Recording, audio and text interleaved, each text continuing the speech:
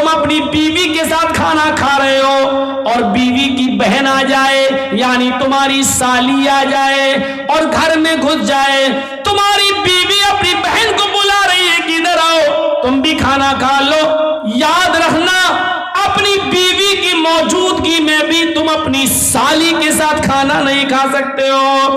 اپنی بیوی کی پرمیشن کے باوجود اپنی سالی کو موٹر سائیکل پہ بٹھا کر بازار نہیں لے جا سکتے ہو, اس کو اس کی سسرال چھوڑنے نہیں جا سکتے ہو, اس کو اسکول چھوڑنے نہیں جا سکتے ہو. اگر سسر نے بھی اجازت دے دی کہ میرے داماد جی اپنی سالی کو ذرا اسکول چھوڑاؤ, وہ کالج میں پڑھنے یا پڑھانے جاتی ہے, بیوی کی اجازت کے باوجود, سسر کی اجازت کے باوجود بھی آپ نہیں جا سکتے ہیں, اور ان کی اجازت کے باوجود آپ ایسا کر رہے ہیں تب بھی حرام ہے, حرام ہے, حرام ہے, ناجائز ہے, ناجائز ہے, ناجائز ہے. پردہ پردہ رہے گا, سالی کو بھی پردہ کرنا پڑے گا اپنے بہنوئی سے. یہاں تو سالیاں سب سے زیادہ بہنوئیوں سے مذاق کرتی ہیں. وہ جوتا کون چھپاتا ہے, یہ رسم کہاں سے نکلی ہے؟ بات تھوڑی سی گھوم گئی اور ادھر نکل گئی. تو میں کہنا یہ چاہ رہا تھا میرے بھائیوں, ایک طرف یہ چیز ہے کہ شودر کی بیٹی اگر برہمن کو پسند آ جائے تو شودر کو دینا پڑے گی, لیکن برہمن کو شودر کی بیٹی پسند آ جائے تو, اور شودر کو پسند آ جائے تو راجا کو چاہیے کہ اس کی آنکھ پھوڑ دے. یہ ظلم, یہ ستم دیکھیے, یہ ظلم اور یہ ستم. آسانیاں پیدا کرو نکاح کے اندر تاکہ لوگ جن کے گھروں میں بیٹیاں بیٹھی ہوئی ہیں ان کے نکاح ہو جائیں. آج ایک موٹر سائیکل نہیں ہے دینے کے لیے, اس لیے اس کی عمر بڑھتی جا رہی ہے. اس لڑکی کی عمر اتنی بڑھ رہی ہے کہ اس کی دوسری بیٹی بھی شادی کے لائق ہو گئی ہے, لیکن ابھی بڑی بیٹی کا نکاح نہیں ہوا ہے, تب تک دوسری بیٹی جوان ہو گئی ہے, اس کو بھی ایک موٹر سائیکل چاہیے داماد کو دینے کی. کیا سماج اس کا ذمہ دار نہیں ہے؟ ہر گاؤں میں ایک مدرسہ چلا لیتے ہو, ہر گاؤں میں مسجدیں بنا لیتے ہو, اس کی کمیٹیاں بن جاتی ہیں. کیا گاؤں میں ایسی جوان بیٹیاں نہیں بیٹھی ہوئی ہیں جن کی عمریں بڑھتی جا رہی ہیں, اور جہیز نہ ہونے کی وجہ سے میرے پیارے ساتھیوں ان کے نکاح نہیں ہو رہے ہیں؟ سماج یہاں کہاں چلا جاتا ہے؟ یہاں سماج کیوں سوتا ہے؟ ان غریب لڑکیوں کی شادی کا انتظام سماج کے پاس کیوں نہیں ہے؟ ان کا گھر بسانے کا انتظام کیوں نہیں ہے؟ کیا اللہ کے نبی جناب محمد رسول اللہ صلی اللہ علیہ وسلم ساموہک وواہ کا پرچلن نہیں چلایا کرتے تھے؟ یہ تنظیم نہیں چلاتے تھے؟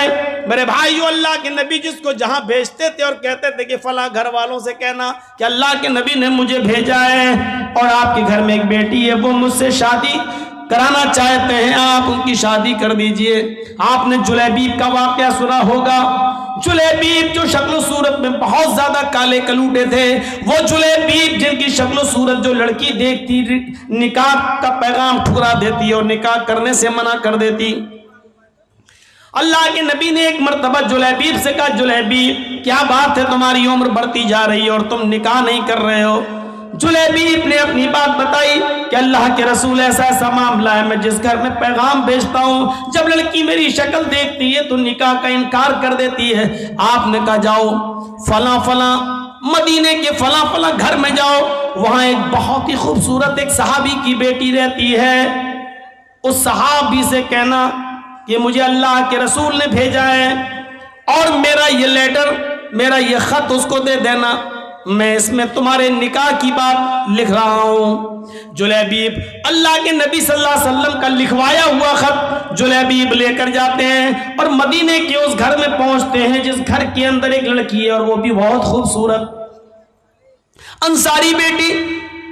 جلیبیب نے اس کے گھر کا دروازہ کھٹکھٹایا, لڑکی کا باپ باہر نکلا, دروازہ کھولا, اس نے کہا ہاں بولو جلیبیب کیسے آنا ہوا؟ جلیبیب نے کہا السلام علیکم. صحابی نے کہا وعلیکم السلام. آنا کیسے ہوا؟ یہ لیٹر دیا جناب محمد رسول اللہ نے.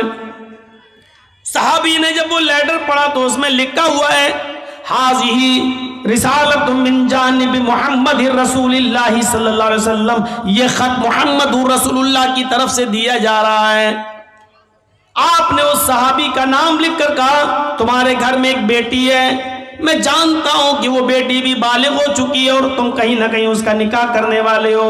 मेरी नजर में जुलैबीब बहुत नेक लड़का है, लिहाजा अपनी बेटी का निकाह जुलैबीब से कर दो। और ये मैं तुम्हें मशवरा नहीं दे रहा हूं, बल्कि ये मेरा हुक्म है कि तुम अपनी बेटी का निकाह जुलैबीब से कर दो। जुलैबीब का चेहरा देखता वो साहबी, कहता ये कैसे हो सकता है, बेटी मेरी है और जुलैबीब की शक्ल सूरत इतनी भयानक, इतनी काली शक्ल सूरत ऐसी। कहता हरगिज नहीं, मैं अपनी बेटी का हाथ तुम्हें कैसे दे दूं।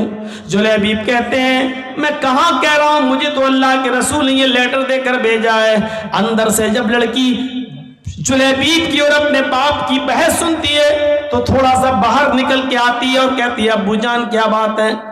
कहा बेटी ये अल्लाह के नबी ने लेटर दिया है। बेटी ने जब वो लेटर पढ़ा तो लेटर पढ़ने के बाद कहती है अब्बू जान इससे तो मैं भी निकाह नहीं करना चाहती, लेकिन लेटर में तो लिखा हुआ है कि ये मेरा हुक्म है, मशवरा नहीं।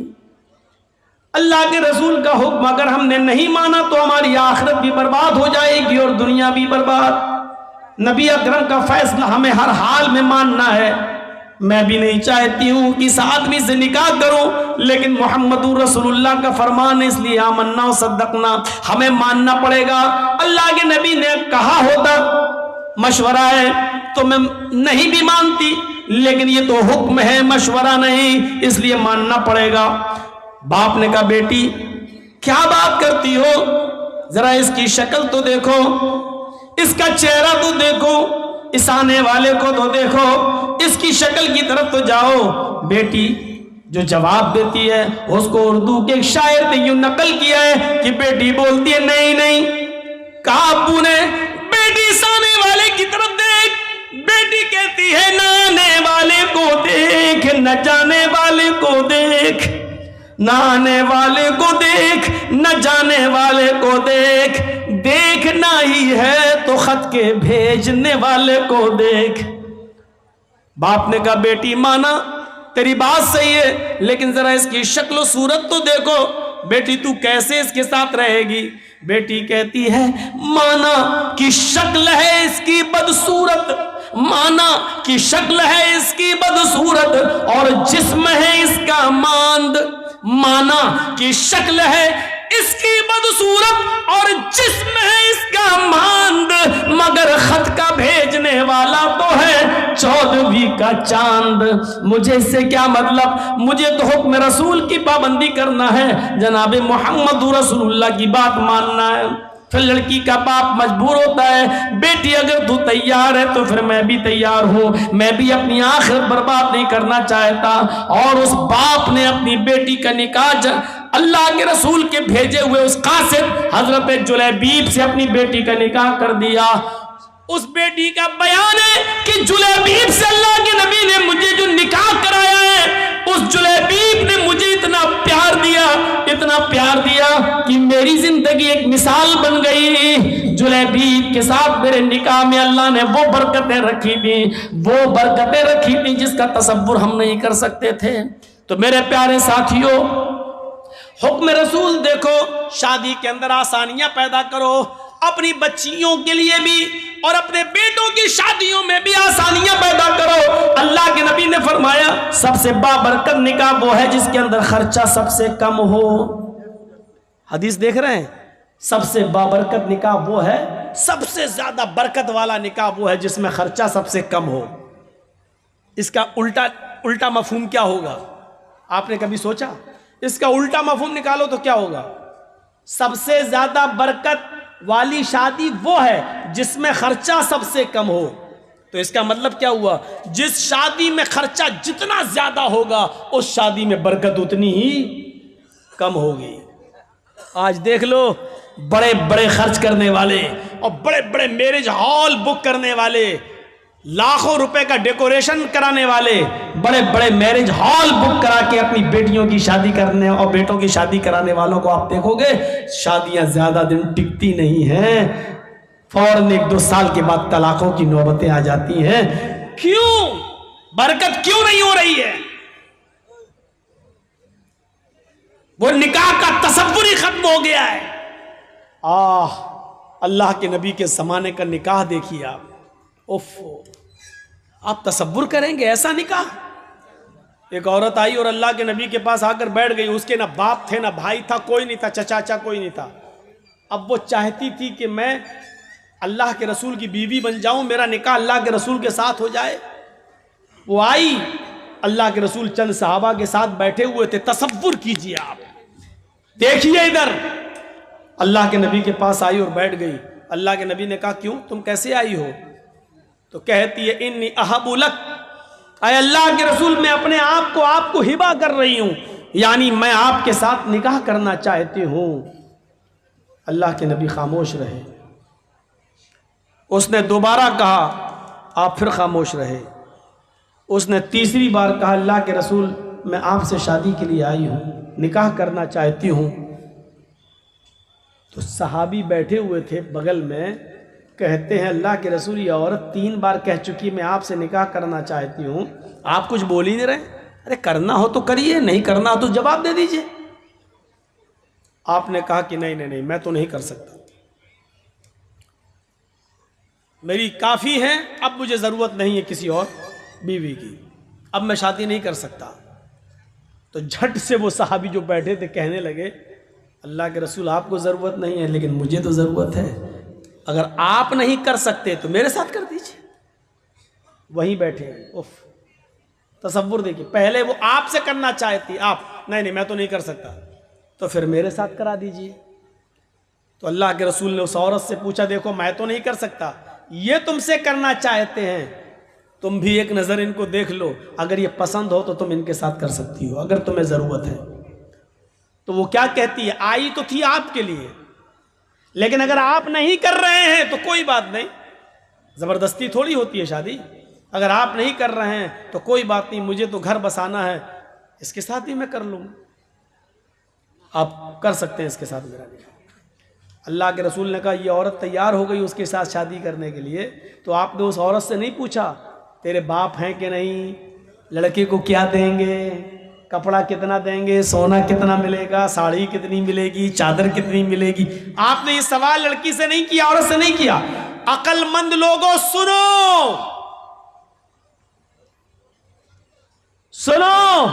अल्लाह के रसूल ने फौरन उस सहाबी की तरफ देखा और कहा, सुनो, वो तैयार है तुमसे शादी करने के लिए, लेकिन तुम बताओ कि तुम अपनी बीवी को क्या दोगे, तुम्हारे पास मेहर देने को क्या है? सबसे पहला सवाल सहाबी से, वो तैयार है लेकिन निकाह बगैर मेहर के नहीं, पहले ये बताओ कि तुम अपनी बीवी को मेहर क्या दोगे? तो मेहर का नाम सुना तो फौरन कहने लगा, मा इंदी शैउन, जब कुछ है ही नहीं तो दूंगा क्या? क्या ये तसव्वुर कर सकते हैं आप शादी का? उसके पास कुछ नहीं हो, शादी करना चाह रहे हैं, क्या हमारे पास है? हम लोग क्या कहते हैं, पहले अपने पैरों पे खड़े हो जाओ फिर शादी करेंगे, पहले घर तो बनवा लो, पहले कारोबार तो कर लो, पहले कोई बिजनेस तो कर लो, पहले नौकरी तो लग, बाद में शादी करेंगे, आ गई तो खिलाएंगे क्या? अल्लाह के रसूल ने उस सहाबी से पूछा कि तुम मेहर क्या दोगे? कहने लगे, कुछ नहीं है मेरे पास। अल्लाह के नबी ने फरमाया, जाओ अपने घर में तलाश करो, शायद कोई चीज मिल जाए मेहर देने के लिए। कहा, हाँ ठीक है, जा रहा हूं। गया घर, अपनी माँ से, अपनी बहन से और जो घर में होते उनसे पूछा कि कुछ है, सब ने जवाब दिया कुछ नहीं है। कहा क्यों? का शादी करना चाहता हूं, मेहर देने के लिए कुछ नहीं है, घर में बहुत कुछ ढूंढा, चाहता कुछ नहीं मिला।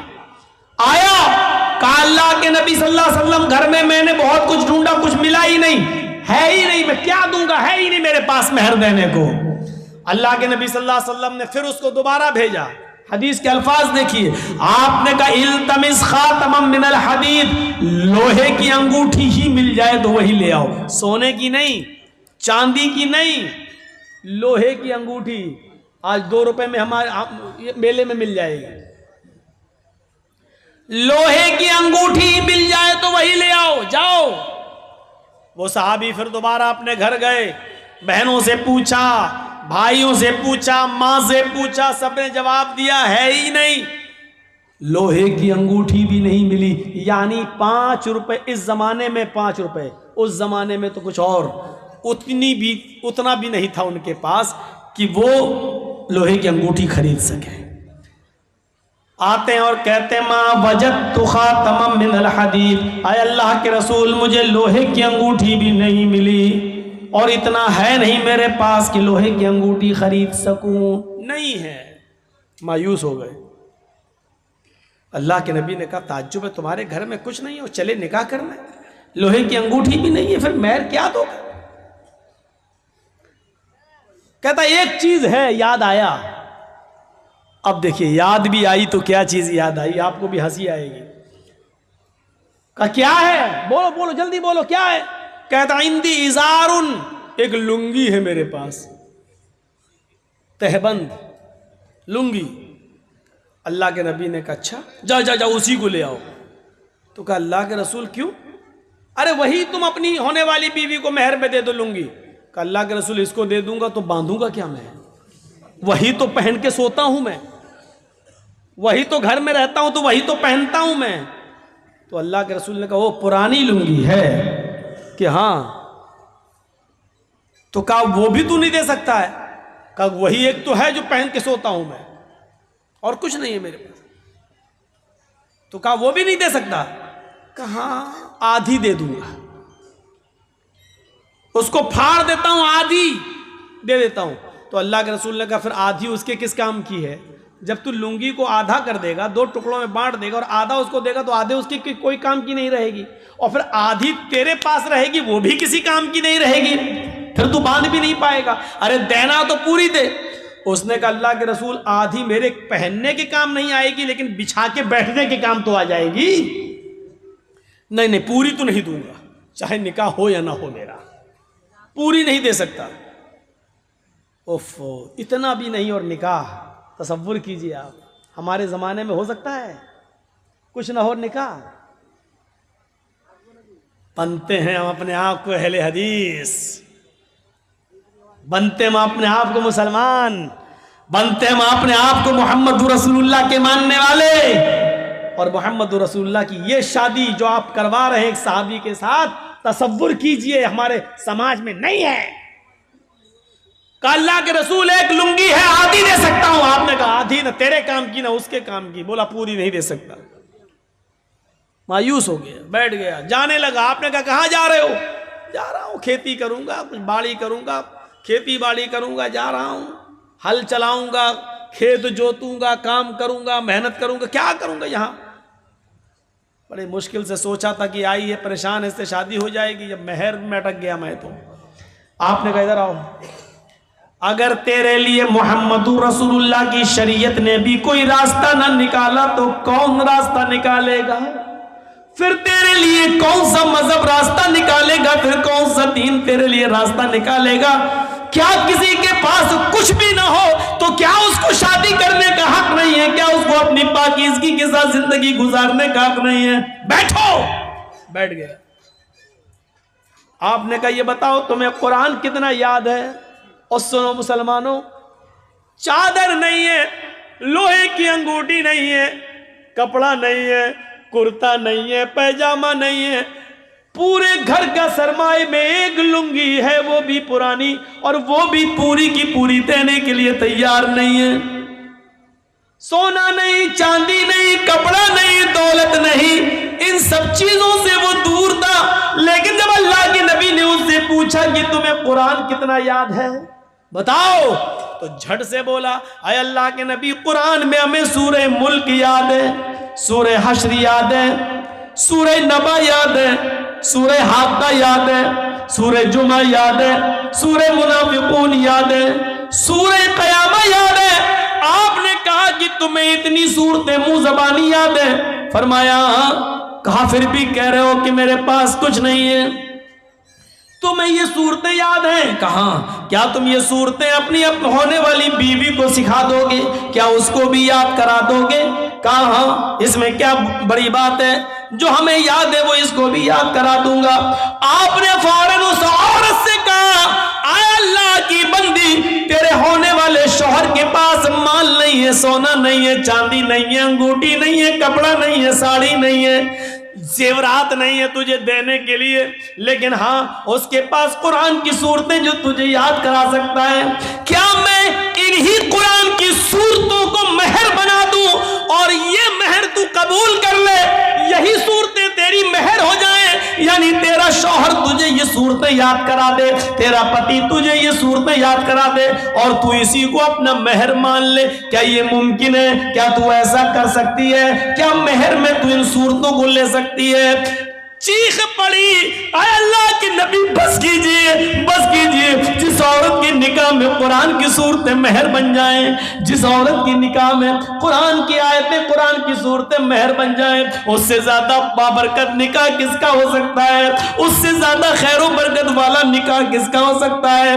پھر اللہ کے نبی صلی اللہ علیہ وسلم نے کھڑے ہو کر نکاح پڑھا دیا اور اس عورت کو خود قاضی بن گئے، اور اس کے چونکہ باپ نہیں تھے، ماں نہیں تھی، چچا نہیں، بھائی نہیں، کوئی نہیں تھا، تو خود اللہ کے نبی صلی اللہ علیہ وسلم اس کے ولی و سرپرست بن گئے۔ جس کا کوئی نہ ہو تو قاضی ولی بن سکتا ہے، نکاح پڑھانے والا ولی بن سکتا ہے۔ پھر اللہ کے نبی صلی اللہ علیہ وسلم اس کے ولی بن گئے، اس کے سرپرست بن گئے، اور آپ نے اس عورت کا نکاح اسی جگہ پر کر دیا ہے۔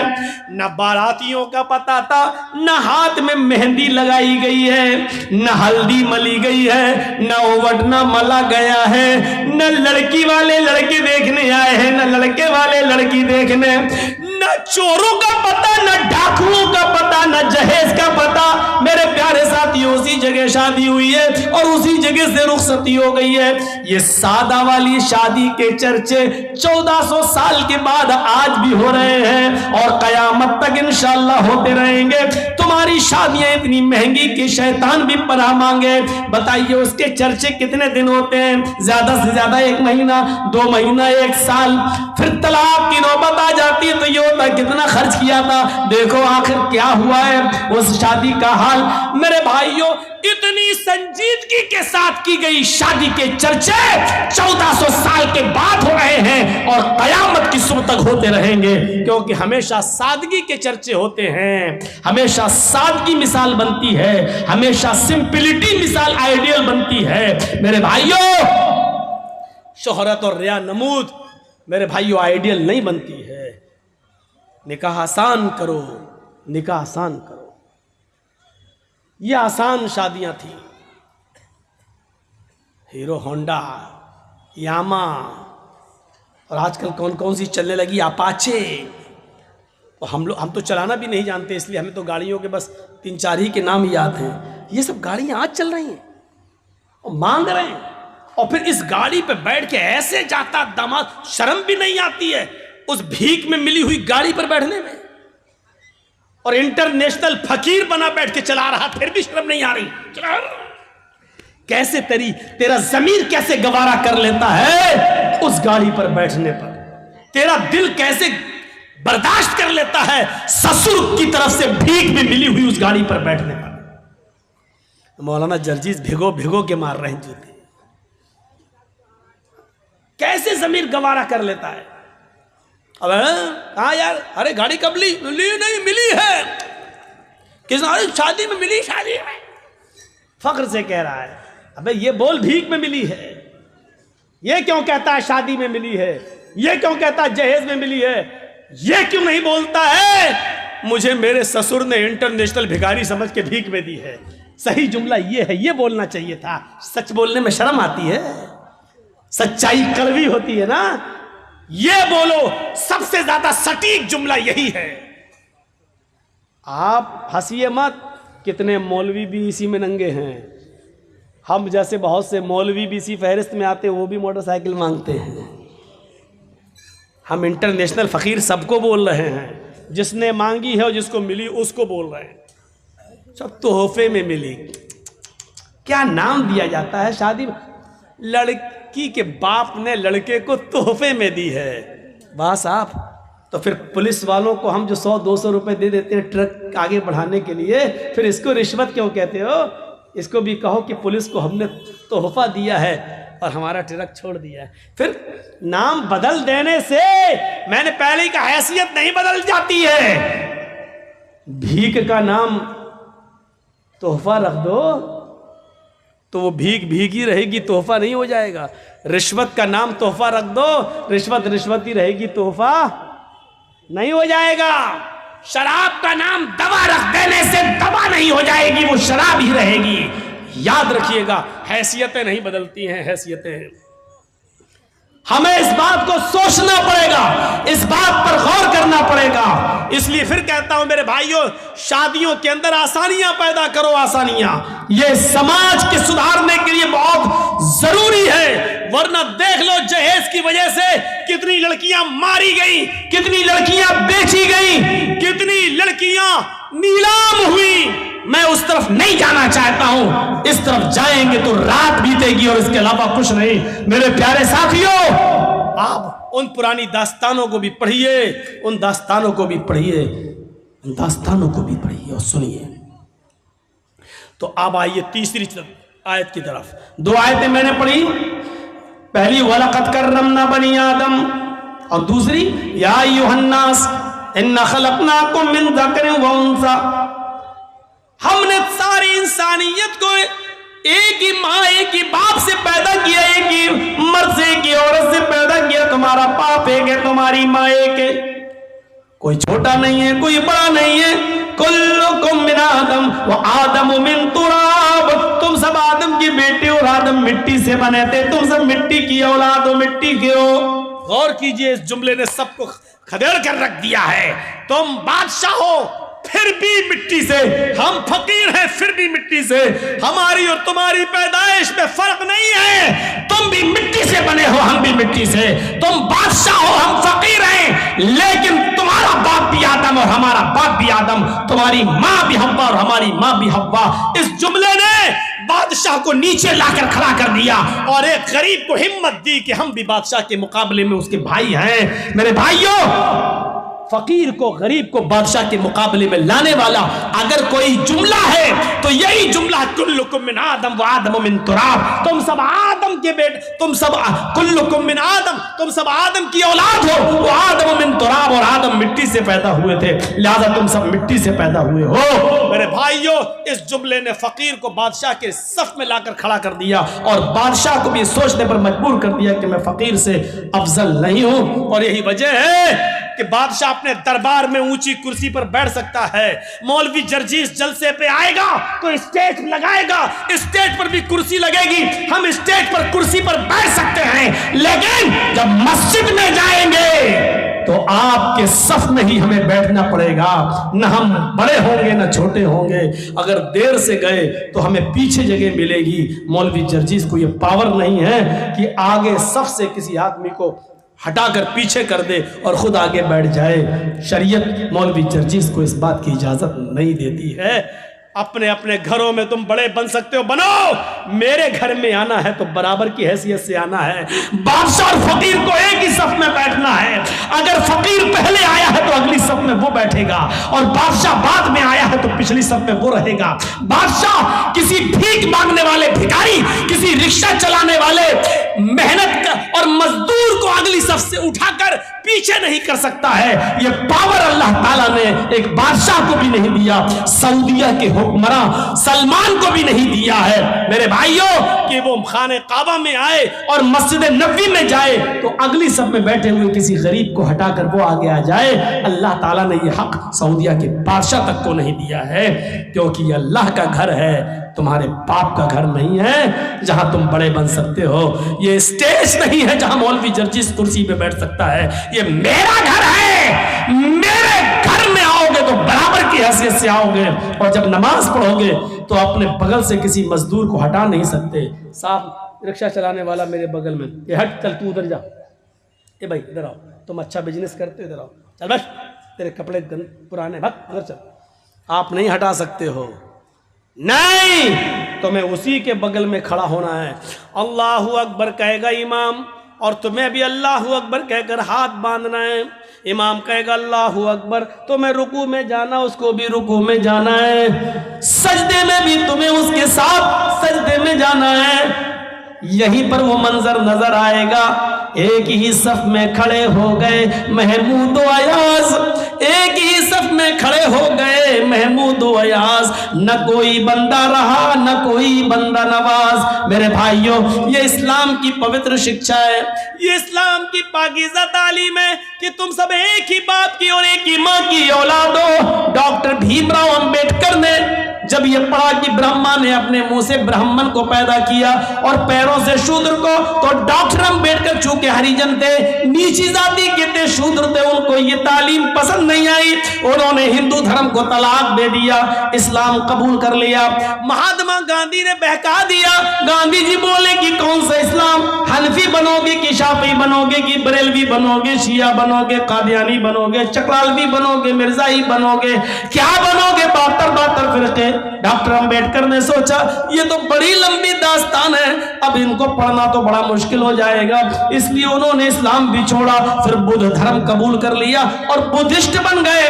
मेरे भाइयों, जरा गौर करो कि हिंदू धर्म को लोगों ने इसीलिए छोड़ा था, डॉक्टर अंबेडकर ने इसीलिए छोड़ा था क्योंकि उसमें जात पात है, ऊंच नीच है। लेकिन यहाँ कोई ऊंच नीच नहीं देखी गई है, यहाँ ऊंच नीच का कोई तसव्वुर भी नहीं पाया गया। इसलिए डॉक्टर अंबेडकर ने जब देखा कि नमाज होती है, बादशाह के लिए भी यही आजान का वक्त है और गरीबों के लिए भी यही आजान का वक्त है, मुअज्जिन का काम है सिर्फ इतना कह देना, हय्या अलस्सलाह, आओ नमाज के लिए।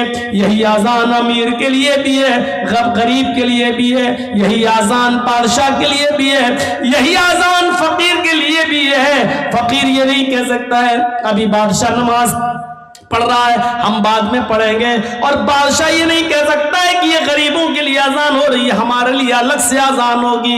नहीं नहीं, अल्लाह की इबादत करने में सब बराबर है। तुम भी आओ, ये भी आए, जिसके दिल में तकवा सबसे ज्यादा होगा, हमारी नजर में मुअज़्ज़ज़ वही होगा।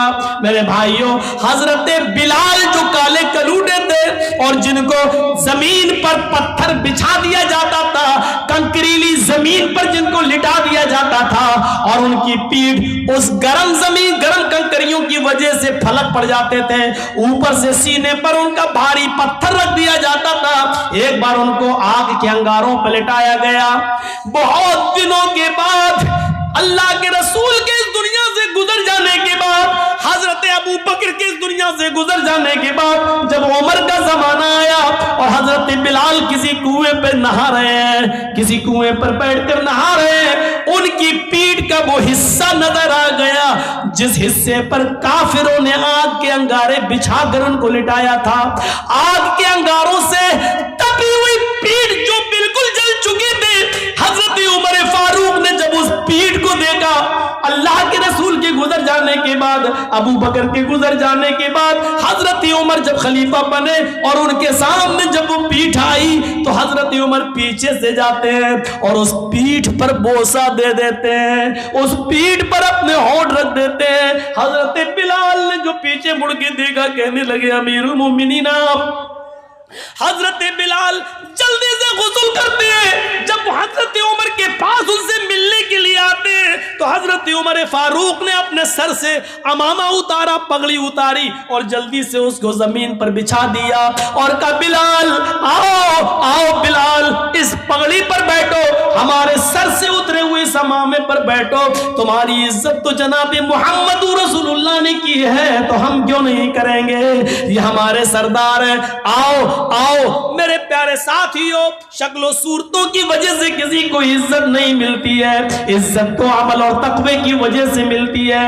यही बिलाल है कि जिनके बारे में अल्लाह के नबी ने कहा था, बिलाल तुम ऐसा कौन सा अमल करते हो कि मैंने जन्नत में तुम्हारे जूतों की आवाज सुनी है। फरमाया अल्लाह के रसूल, अल्लाह के नबी, मैं जब भी मेरा वुजू टूटता है तो मैं दोबारा वुजू बना लेता हूँ और वुजू बनाने के बाद 2 4 6 8 रकातें जरूर पढ़ लेता हूँ, जितनी अल्लाह मुझे तौफीक देता है। یہ بلال تھے جن کے لیے حضرت عمر اپنے سر سے پگڑی اتار کر زمین پر بچھا دیتے تھے اور کہتے تھے آؤ بلال بیٹھو، جس کی عزت جناب محمد رسول اللہ نے کی ہو اس کی عزت ہم کیوں نہیں کریں گے؟ میرے بھائیوں، کون نہیں جانتا خولہ بنت ثعلبہ کون سی عورت تھی؟ خولہ بنت ثعلبہ وہ بوڑھی عورت تھی کہ جن کی آخری عمر میں بڑھاپے میں ان کے شوہر اوس ابن صامت نے ان سے زہار کر لیا تھا۔ آپ نہیں سمجھ پائیں گے زہار کس کو کہتے ہیں، میں آپ کو تھوڑے سی سپیڈ کم کر کے بتاتا ہوں۔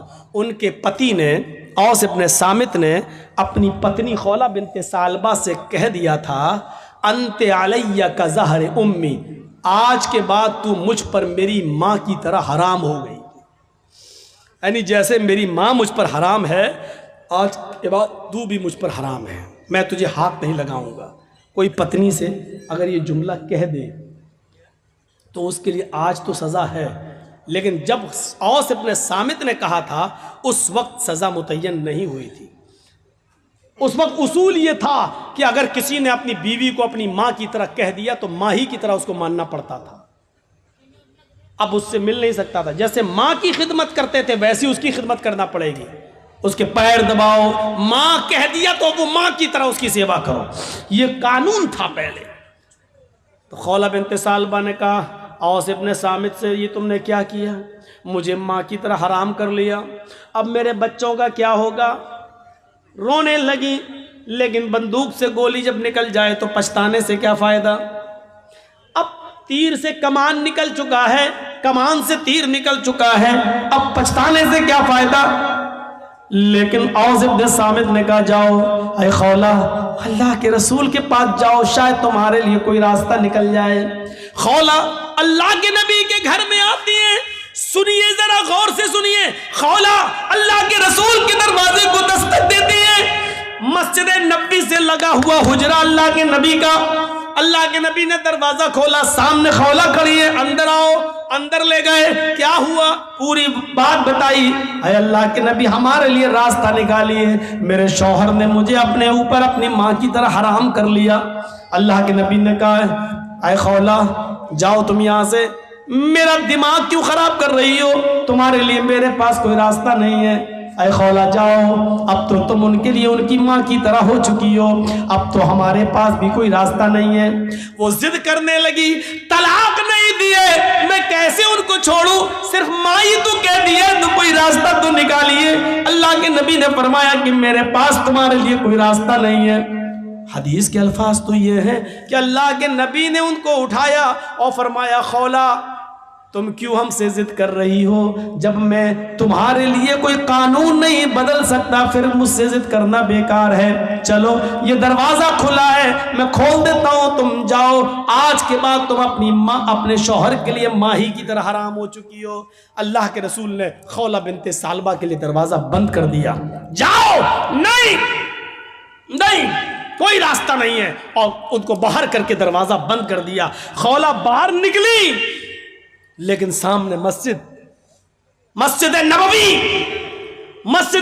کی چوکھٹ دیکھتی ہے، گھستی ہے اور مسجد نبوی کے دروازے پر پیر رکھتی ہیں تو اللہ کے رسول کا دروازہ دیکھتی ہیں، نبی کی چوکھٹ دیکھتی ہیں، ایک طرف مسجد کو دیکھتی ہیں، ایک طرف نبی کی چوکھٹ کو دیکھتی ہیں، چہرے پہ مسکراہٹ آتی ہے خولہ بنت ثعلبہ کے، اور کیا کہتی ہے، آئے محمد صلی اللہ علیہ وسلم، کہو زور سے صلی اللہ علیہ وسلم، آئے محمد صلی اللہ علیہ وسلم، آپ کی چوکھٹ بند ہو گئی تو کیا ہوا، آپ کا دروازہ بند ہو گیا تو کیا ہوا، رب کا دروازہ تو کھلا ہے، رب کی چوکھٹ تو کھلی ہے۔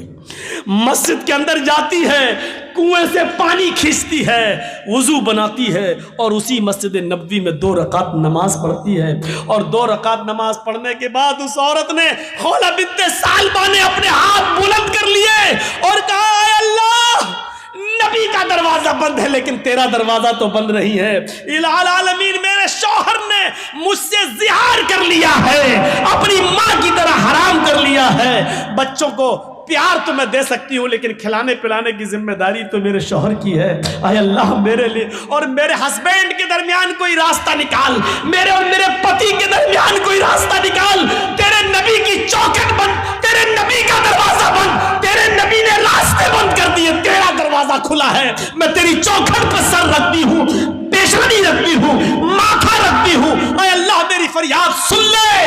आसमान से अल्लाह ने जिब्राइल को भेजा। कुरान गवाह है, कद समी अल्लाहु कौलल्लती तुजादिलुका फी ज़ौजिहा व तश्तकी इलल्लाह। अल्लाह ने उस औरत की फरियाद सुन ली जो आपसे बहस कर रही थी, जो आपसे तकरार कर रही थी अपने शौहर के बारे में, और मस्जिद के कोने में बैठकर वो तश्तकी इलल्लाह, अल्लाह से गिड़गिड़ा रही है, अल्लाह से रो रही है। आए बुजुर्गों की चौखटों को चूमने वालों, आए मज़ारों की मिट्टियों को चाटने वालों, ये मोहम्मदुर रसूलुल्लाह का दरवाजा जब बंद होता है तब रब का दरवाजा खुलता है। ये रब का दरवाजा है। अल्लाह के रसूल का दरवाजा जिंदगी में बंद था तो उस औरत ने क्या कहा, आए अल्लाह मोहम्मद की चौखट बंद हो गई तो क्या हुआ, तेरी चौखट तो खुली है, तेरा दरवाजा तो खुला है। जब सारे दरवाजे बंद हो जाते हैं तब अल्लाह का दरवाजा खुलता है। मेरे प्यारे साथियों, वो औरत आई, अल्लाह ने उसकी दुआ सुनी और मोहम्मद रसूलुल्लाह के पास पैगाम भेजा। जिब्राइल आए, कहा जाओ उस औरत को बुलाओ जो मस्जिद में अल्लाह से फरियाद कर रही है। अल्लाह ने उसकी दुआ सुन ली है और कानून बदल दिया है। आज के बाद अगर कोई शख्स अपनी बीवी को अपनी माँ की तरह हराम कहेगा तो उसके लिए सजा मुतय्यन कर दी, लेकिन रास्ता निकाल दिया। वो एक गुलाम आजाद करेगा, एक गुलाम आजाद करे और फिर बीवी बना ले। जिसको माँ कह दिया, हल बहुत से लोग कह देते ना, चल भाग, आज के बाद तू मेरी अम्मा, चल नहीं जाएंगे। जो बोल देते हैं ना, ये मामूली जुमला नहीं है, बहुत खतरनाक जुमला है।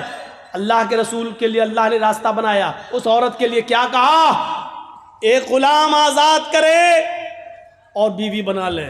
और गुलाम आजाद करने की ताकत ना हो तो 60 रोजे रखे मुसलसल, पे दर पे, कंटिन्यू, बीच में एक भी छूटना नहीं चाहिए। बुखार आ जाए, बीमारी हो जाए या कोई मजबूरी हो तो अलग बात है, लेकिन बिना किसी बीमारी के और बिना किसी मजबूरी के एक भी रोजा अगर बीच में छोड़ दिया तो सब बेकार। मसलन 60 रोजे रखना, 55 रख लिए, चलो 1-2 दिन आराम कर लेते हैं, 5 ही तो रह गए बाद में पूरे। जहां एक छोड़ा 55 बेकार, फिर एक से रखो। शहरैन मुतताबिऐन, कंटिन्यू लगातार आपको रोजे रखना है 2 महीने तक, 60 रोजे मुसलसल। शहरैन मुतताबिऐन, 60 नहीं 59 भी हो सकते हैं। अगर 2 महीने 29 के चांद हो जाएं तो 58 भी हो सकते हैं। एक चांद 29 का हो जाए, एक चांद 30 का हो जाए तो 59 भी हो सकते हैं। दोनों चांद 30 के हो जाएं तो 60 भी हो सकते हैं। तो शहरैन मुतताबिऐन, 2 महीने कंटिन्यू मुसलसल रोजे रखेगा वो। और ये भी ताकत ना हो तो तीसरा रास्ता, 60 मिस्कीनों को खाना खिलाओ। चाहो तो एक ही दिन बुलाकर 60 को खिला दो। आज 60 को खिला दोगे तो आज ही वो तुम्हारी बीवी बन जाएगी। एक एक करके 60 दिन खिलाओगे तो 60, जब तक 60 पूरे खा नहीं लेंगे तब तक वो तुम्हारी बीवी नहीं बनेगी। ये तुम्हारी सहूलत के ऊपर है। चाहो तो एक एक करके 60 दिन खिलाओ, या 60 फकीरों को एक दिन बुला के खाना खिलाओ, या 10-10 करके 6 दिन खिला लो। ये आपकी सहूलत के ऊपर। जब तक 60 मिस्कीन पूरे खाना खा नहीं लेंगे आप अपनी बीवी से बीवी की तरह मिल नहीं सकते हैं। वो तुम्हारी बीवी बन जाएगी। ये सजा मुतय्यन कर दी, लेकिन रास्ता निकाल दिया, पहले तो रास्ता नहीं था। तो खौला बिनते सालबा के की दुआ को अल्लाह ने सुन लिया। ये आखिरी वक्त में खौला बिनते सालबा की कमर झुक गई, कमर लाठी लेके चल रही थी। और एक दिन हजरत उमर घोड़े पर बैठकर जा रहे थे, खौला बिनते सालबा एक पुल पर लाठी टेक कर खड़ी थी और वहीं से इशारा कर रही थी, उमर रुक। उमर रुक गए, इधर आओ। हजरत उमर खौला बिनते सालबा की आवाज सुनकर घोड़े से उतर गए और चले गए, नीचे झुक, और कुछ बात कहने लगी उनके कान में। उमर फारूक के साथ जो लोग थे उनको बड़ा गुस्सा आया। एक मामूली सी बुढ़िया उमर फारूक को धमकी देती है, उनका घोड़ा रोकती है, उनको घोड़े से नीचे उतारती है और कहती है कान इधर कर। कान में कुछ बोलती है। फरमाया अमीरुल मोमिनीन, एक मामूली औरत आपको घोड़े से उतारती है और आप उतर जाते हैं। एक मामूली औरत आपको इशारा करके बुलाती है और आप चले जाते हैं। एक मामूली बुढ़िया आपको कहती कान नीचे कर, और वो आपके कान में कुछ बोलती है, आप सुन लेते हैं। क्या बात है, इतना कैसे? फरमाया हजरत उमर ने, अरे मेरे साथियों, ये मामूली औरत नहीं है, خولہ بنت ثعلبہ معمولی نہیں ہے. جب محمد کے دروازے بند ہو چکے تھے تب اس کے دروازے کو اللہ نے کھولا تھا. میری کیا مجال جو اس کی نہیں سنوں. ساتوں آسمان کے اوپر عرش پر بیٹھا ہوا وہ اللہ جب اس عورت کی فریاد سننے کے لیے تیار ہے تو عمر کے اندر یہ مجال نہیں کہ وہ گھوڑا چھوڑ کر آئے اور اس کی بات نہ سنے. میرے اندر اتنی ہمت نہیں ہے. میرے پیارے ساتھیوں، یہ تھے حکمراں جو ایک معمولی بوڑھی عورت کی بات کو سننے کے لیے چلے جاتے تھے، اور دلیل کیا دیتے تھے؟ اس عورت کی بات کو جب اللہ نے ساتویں آسمان کے اوپر سنا تو عمر کی مجال کیا ہے جو زمین پر رہ کر اس کی بات کو نہ سنے. نہیں، میرے اندر اتنی جرت نہیں ہے، میرے اندر اتنی بہادری نہیں ہے، میرے اندر اتنی. تو اسلام سہولت کا نام ہے، اسلام آسانی کا نام ہے. آپ دوسروں کے لیے آسانی پیدا کریے، لڑکی والوں کے لیے مجبوریاں پیدا مت کیجیے. آپ کو معلوم ہوگا کہ ایک صحابی آئے، کتنی اس سے زیادہ آسانی کیا ہوگی. ایک صحابی آئے، اللہ کے رسول میں تو ہلاک ہو گیا. سنو، بڑی ہنسی آئے گی آپ کو یہ واقعہ سن کر. آئے اللہ کے رسول میں تو برباد ہو گیا. آپ نے کہا کیا ہوا؟ کہ مت پوچھو. کہ رہنے دو. ایک طرف تو کہہ رہے ہو کہ میں برباد ہو گیا، میں پوچھ رہا ہوں کیا ہوا. کہ کیا ہوا بتاؤ نا. کہ اللہ کے رسول پوچھنے میں بھی شرم آ رہی ہے. کہ ان اللہ لا یستحی من الحق، اللہ تعالیٰ حق بات سے نہیں شرماتا ہے. بتاؤ کیا بات ہے. کہ اللہ کے رسول میں روزے سے تھا اور روزے کی حالت میں بیوی سے مل لیا. آپ نے کہا اوف، فرض روزہ تھا. اچھا، ہم بستری کر لی. آپ نے کہا ایک غلام آزاد کرو. ہم بستری، جو روزے کی حالت میں بیوی سے ہم بستری کر لے تو اس کی تو یہی سزا ہے. وہ روزہ تو پورا کرنا ہی پڑے گا، اس کے علاوہ 60 روزے اور رکھنا پڑیں گے. پہلے ایک غلام آزاد کرو. کہ اللہ کے رسول مجھے تو خود غلامی کرتے کرتے پوری زندگی ہو گئی دوسرے کی، میں کیا غلام آزاد کر پاؤں گا؟ میرے پاس تو یہ آپشن ہی نہیں ہے. آپ نے کہا 3 آپشن ہیں. پہلا آپشن غلام آزاد کرو. کہنے لگا نہیں کر پائیں گے، میرے پاس طاقت نہیں ہے. آپ نے کہا 60 روزے رکھو مسلسل پے در پہ کنٹینیو. کہنے لگا اللہ کے رسول 60 روزے، 60 کہاں؟ کہ ایک روزہ میں تو یہ حالت ہے کہ بیوی سے مل لیا، صبر نہیں ہوا. آپ کہہ رہے ہیں 60 روزے رکھو، میرا کیا حال ہوگا؟ میں تو نہیں رکھ پاؤں گا، یہ بھی طاقت نہیں ہے میرے اندر. اور کمزور آدمی رمضان کے روزے تو بڑی مشکل سے رکھ پاتا ہوں، اس کے علاوہ 60 روزے اور میں کیسے رکھ پاؤں گا؟ آپ نے کہا پھر تیسرا ایک اور آپشن ہے تمہارے لیے. کا کیا؟ کہ 60 مسکینوں کو کھانا کھلاؤ. کتنے؟ کہ 60. کہ اللہ کے رسول شاید آپ کو میرے گھر کا حال نہیں معلوم. آپ نے کہا تم نے کبھی بتایا ہی نہیں تو معلوم کیا ہوگا. کہ اللہ کے نبی صبح اگر مجھے کھانے کو مل جائے تو شام کو بھوکا سوتا ہوں، اور شام کو مل جائے تو صبح بھوکا اٹھتا ہوں، پھر صبح نہیں ملتا. میرے گھر میں 2 ٹائم کا کھانا نہیں بنتا، میں 60 مسکینوں کو کھانا کہاں سے کھلاؤں؟ آپ نے کہا رکو، اچھا 3 آپشن تمہارے پاس، تینوں نہیں ہے. کہاں؟ دیکھیے پھر بھی راستہ نکالا. کہا کیا؟ رکو، نماز کا ٹائم ہوا، آپ نے لوگوں سے کہا اپنے بھائی کی مدد کرو، اس کو غریبوں میں کچھ دینا ہے، مسکین ہے، خود غریب آدمی ہے. اچھا، اب چندہ ہوا اس کے لیے. کھجور ہی اس زمانے میں چلتا تھا، کوئی 2 کھجور لایا، کوئی 5 لایا، کوئی 10 لایا، اور ظہر سے عصر تک چندہ ہوتا رہا. پورا 10 کلو کا ایک ٹوکرا بھر گیا کھجور کا. اتنا بڑا ٹوکرا بھر گیا. آپ نے اس ٹوکرے کو اٹھا کر اس کو دیا، لے پکڑ، تمہارے بھائیوں نے تمہاری مدد کی ہے، جاؤ یہ کھجور اپنے گاؤں میں لے جاؤ، اپنے قبیلے میں سب غریبوں میں دے دینا، انہی کو بانٹ دینا، تمہارا کفارہ ادا ہو جائے گا، تمہاری غلطی مٹ جائے گی، جاؤ یہ غریبوں میں تقسیم کر دینا. کہنے لگا اللہ کے رسول کہاں اس کو بانٹوں؟ کہا اپنے گاؤں میں. کس میں بانٹوں؟ کہا غریبوں میں. کہتا اللہ کی قسم پورے گاؤں میں مجھ سے زیادہ غریب کوئی ہے ہی نہیں. یہ دیکھیے اے اللہ کے رسول، پورا گاؤں آپ دیکھ لیجئے، میرا پورا قبیلہ، میرے پورے گاؤں پورے قبیلے میں مجھ سے زیادہ غریب کوئی ہے ہی نہیں. یہ سن کر اللہ کے رسول کی بھی ہنسی نکل گئی. کیا کہہ رہے ہو؟ پورے گاؤں میں تم سے زیادہ غریب کوئی نہیں؟ کہا نہیں. تو جاؤ، تم خود ہی لے جاؤ، خود کھا لینا، اپنی بیویوں بچوں کو کھلا دینا، تمہارا کفارہ ادا ہو جائے گا. یہ آسانی. جرم بھی کیا، آپشن بھی نہیں ہے تینوں میں سے کوئی ایک، چندہ بھی ہوا اس کے لیے، اور اللہ کے رسول نے کہا جاؤ غریبوں میں بانٹ دینا، تو کہتا مجھ سے زیادہ غریب کوئی ہے ہی نہیں. تو آپ نے کہا تم ہی کھا لینا، جاؤ اور اپنی بیوی بچوں کو کھلا دو، کفارہ ادا ہو جائے گا. یہ لیجئے، یہ آسانی ہے، آسانی. اس سے زیادہ سہولت اور کہاں ملے گی؟ اس لیے انسانیت سیکھو. انسانیت کا سب سے بڑا علم بردار کوئی مذہب ہے تو اسلام ہے. آپ بتائیے یہ تعلیم کہاں ملے گی؟ وَلَا تَسُبُّوا الَّذِينَ يَدْعُونَ مِن دُونِ اللَّهِ فَيَسُبُّوا اللَّهَ عَدْوًا بِغَيْرِ عِلْمٍ. یہ کہاں ملے گی تمہیں تعلیم؟ دنیا کے کسی مذہب کو اٹھا کر دکھا لو. آج بہت لوگ چلاتے رہتے ہیں ہم یہ ہم وہ، اور آج بنے بیٹھے ہیں لوگ کرسی سنبھالے بیٹھے، لیکن یہ دکھائیں اللہ کیا کہہ رہا ہے؟ لا تسبوا الذین یدعون من دون اللہ. جو لوگ اللہ کے علاوہ غیر اللہ کی عبادت کرتے ہیں، مدد کے لیے غیروں کے پاس جاتے ہیں، غیروں کی عبادت کرتے ہیں، تم ان کے بزرگوں کو برا مت کہو، ان کے معبودوں کو برا مت کہو. لا تسبوا الذین یدعون من دون اللہ. جو اللہ کے علاوہ غیروں کی عبادت کرتے ہیں تم ان کے بزرگوں کو گالی مت دو. کیا کہا؟ ان کو گالی مت دو. کیوں؟ فَيَسُبُّ اللَّهَ عَدْوًا بِغَيْرِ عِلْمٍ. پھر وہ دشمنی میں تمہارے اللہ کو گالی دیں گے بغیر علم کے. پھر وہ جہالت کی بنیاد پر وہ تمہارے رب کو گالی دیں گے. مسلمانوں، یہ سب سے بڑی نصیحت کی اللہ تعالیٰ نے. مسلمانوں بتایا کیا؟ اگر کوئی ہمیں الٹا کہہ رہا، غلط کہہ رہا ہے، تو اس کا یہ مطلب نہیں کہ تم بھی اس کو الٹا کہو گے. کوئی ہمارے، یہ بتائیے کوئی پاگل کتا اگر ہمارے پیر میں کاٹ لے، اب آپ سمجھ جاؤ تو مزہ آ جائے ہم پاگل کتا کس کو کہہ رہے ہیں. اگر اس پاگل کتے کو آپ سمجھ جاؤ تو میری پوری تقریر کامیاب ہے، اور یہ نہیں سمجھ پائے تو پھر بیکار ہے. ہم پاگل کتے کا نام اس لیے نہیں لے رہے ہیں کیونکہ ان چینل والوں نے مجھے مجبور کر دیا ہے سچ بولنے پر، اور کڑوی بات بولنے پر مجھے مجبور کر دیا ہے. نہیں بولتا ہوں میں. اب یہ آپ کو اشاروں میں سمجھنا ہے.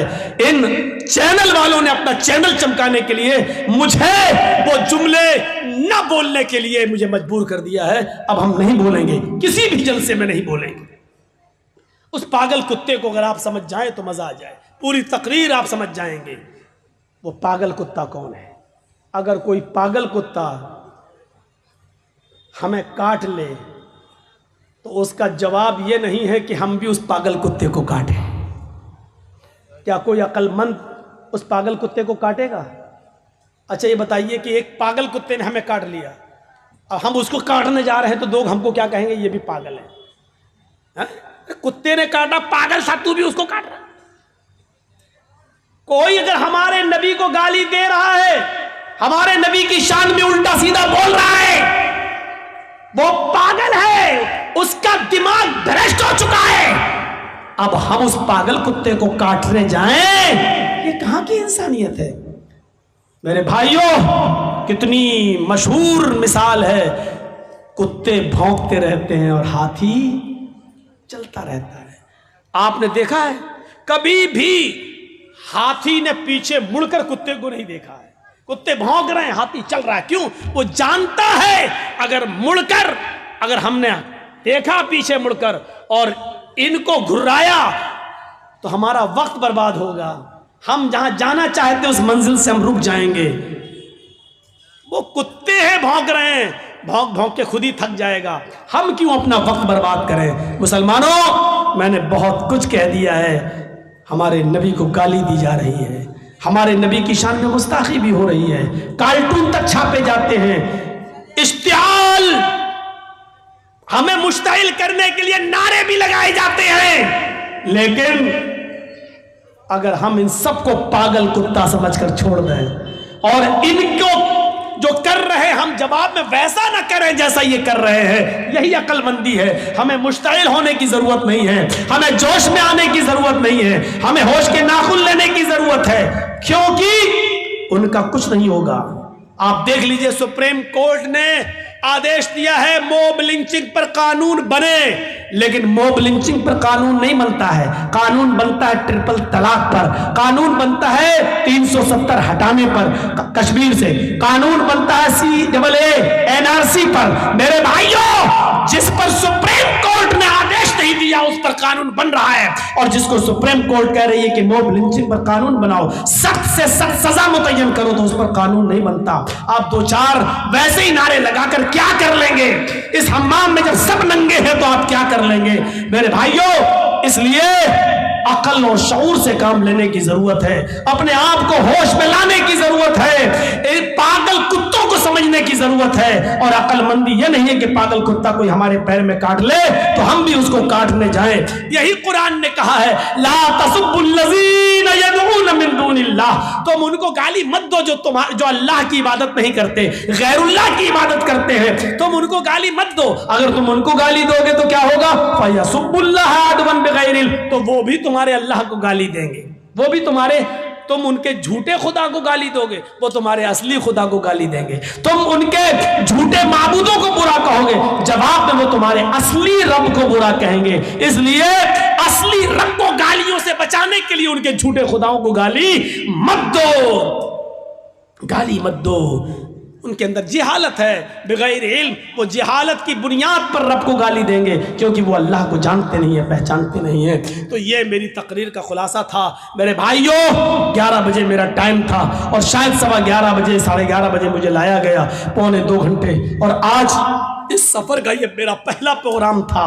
میں لکھنؤ سے سیدھے چلا دلی، ڈائریکٹ فلائٹ نہیں تھی، پہلے دلی اور پھر دلی سے پھر ادھر۔ تو میرے بھائیوں پھر وہاں سے یہاں تک آنا اور بالکل تھکا ہوا، کیونکہ کل میں پھر اٹاوا گیا، اٹاوا سے پھر لکھنؤ آیا، پھر لکھنؤ سے پھر دلی گیا، پھر دلی سے باگڈورا آیا۔ تو میں بھی انسان ہوں میرے بھائیوں، کوئی مشین تو ہوں نہیں کہ جتنا چاہو اتنا بولتے رہیں۔ تو ہم دعا کرتے ہیں اللہ تعالیٰ سے کہ بار الہ ہماری خطاؤں کو معاف فرما دے، ہمارے گناہوں کو بخش دے، ہمارے اندر انسانیت پیدا فرما دے، اور اسلام انسانیت کا درس دیتا اللہ انسانیت کوٹ کوٹ کے ہمارے اندر پیدا فرما دے۔ بار الہ ہم تجھ سے دعا کرتے ہیں جو لوگ پاگل کتوں کی طرح ہمیں کاٹ رہے ہیں، اے اللہ تو ان کو عقل سلیم عطا فرما، اور ہم مسلمانوں کو صبر کرنے کی توفیق عطا فرما۔ بار الہ ہمیں ہر معاملے میں عقل و شعور سے کام لینے کی توفیق عطا فرما۔ جب تک تو ہمیں زندہ رکھ، اسلام پہ زندہ رکھنا، جب ہمارا خاتمہ ہو تو ایمان پر ہمارا خاتمہ فرمانا۔ وما علینا الا البلاغ المبین، وآخر دعوانا ان الحمد للہ رب العالمین۔ السلام علیکم ورحمۃ اللہ وبرکاتہ۔ جو لوگ مدرسے کا تعاون خریجی کا مطلب ہے کچھ دینے کے لیے، تو وہی تو بول رہا تھا یار۔